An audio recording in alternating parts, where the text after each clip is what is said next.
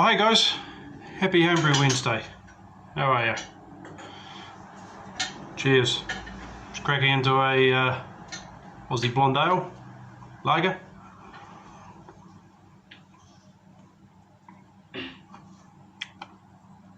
Very nice, nicely balanced. But what makes a beer balanced?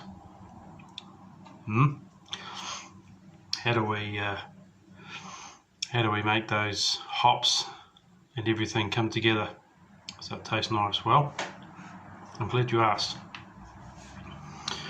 It's got to do with IBUs and it's got to do with fermentables. We've got to understand that adding different fermentables will increase our IBUs and affect the overall status of our beer. But how? So for those who have no idea what IBUs are, an IBU stands for International Bitterness Unit. An International Bitterness Unit is a unit of measurement. It's the amount of bittering compounds in the beer. The bittering compound obviously gives you bitterness. To get a bit more on the technical side, an IBU is a measure of the parts per million of a oil called isocohumulone, found in beer. It's an acid that gives the hops bitterness. So yeah, one aspect of keeping your beers balanced, guys, is knowing what to add. If you want more malt for a more thicker, better mouthfeel, that's probably the way to go. I try and stay clear of any residual fermentables that leave that sweetness that overpowers the more the hop bitterness. So how is throwing in fermentables and not adjusting anything else going to affect your beer? We'll take a look at this little illustration of Beersmith. Might make things a little more clearer for you. So yeah, I've just pulled up the Vienna Smash Lager that I did a couple of years ago, and it's a 2.4% ABV with a 28 IBUs bitterness and a starting gravity of 10.33. And I just wanted to show you what happens if you add a bit of dextrose without adding extra hop additions, how it affects the beer.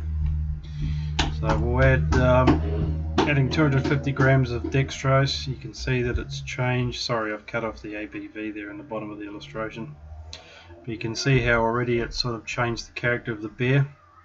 We've upped our original gravity to 1.52 and the bitterness has gone down slightly to 25.4 IBUs. The colour won't get affected, but it's sort of, the beer's gone out of whack slightly.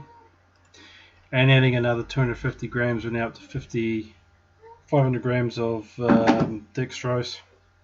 Our original gravity has gone way up, bitterness has gone down, and you won't be able to see it, but the ABV's shot up, and that is without adding extra hops. So you can see how without adding compensating for those adjustments, your beer will become quite unbalanced.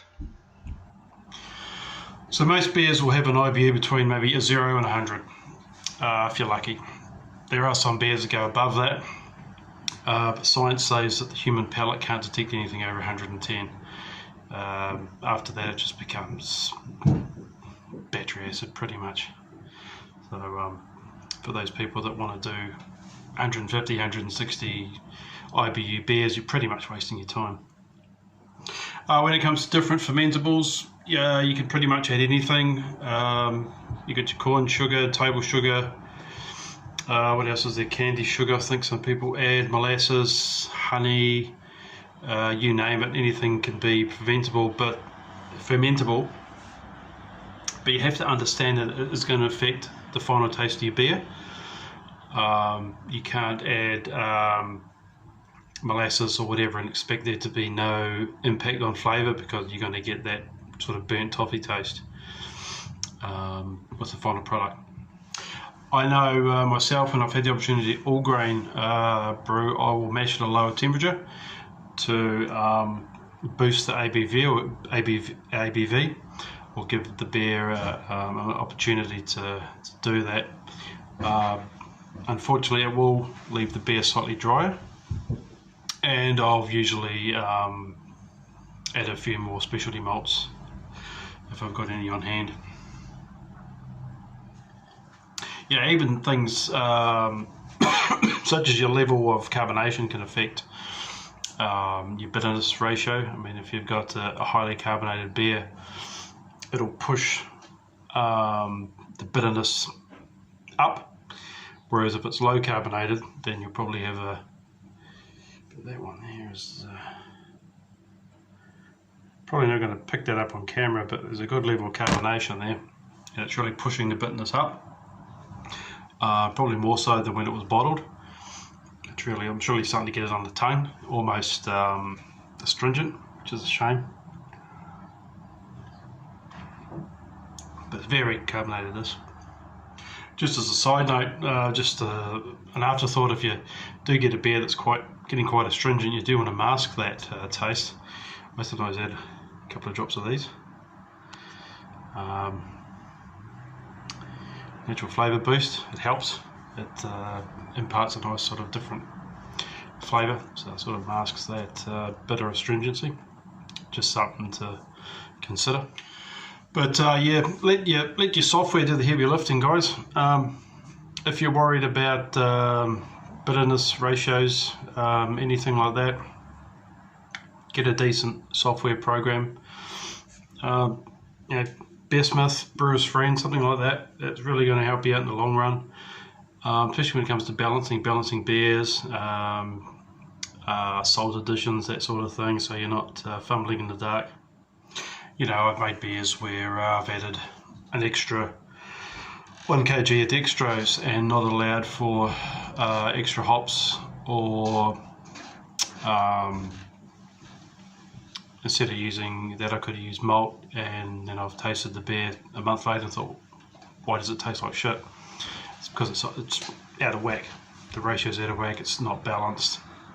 So yeah, it's really quite important in the final product. Anyway, that's me. I thought I'd just something's been on my mind.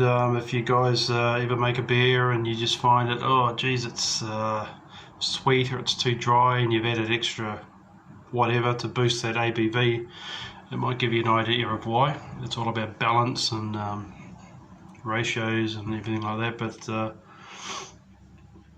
never be afraid to experiment, guys. I mean, there's people out there making some crazy beers and some way off, and it's just amazing some of the flavours and aromas and hop additions and everything that these guys are doing. Different yeasts I've never heard of that can ferment at crazy temperatures, and it's all good.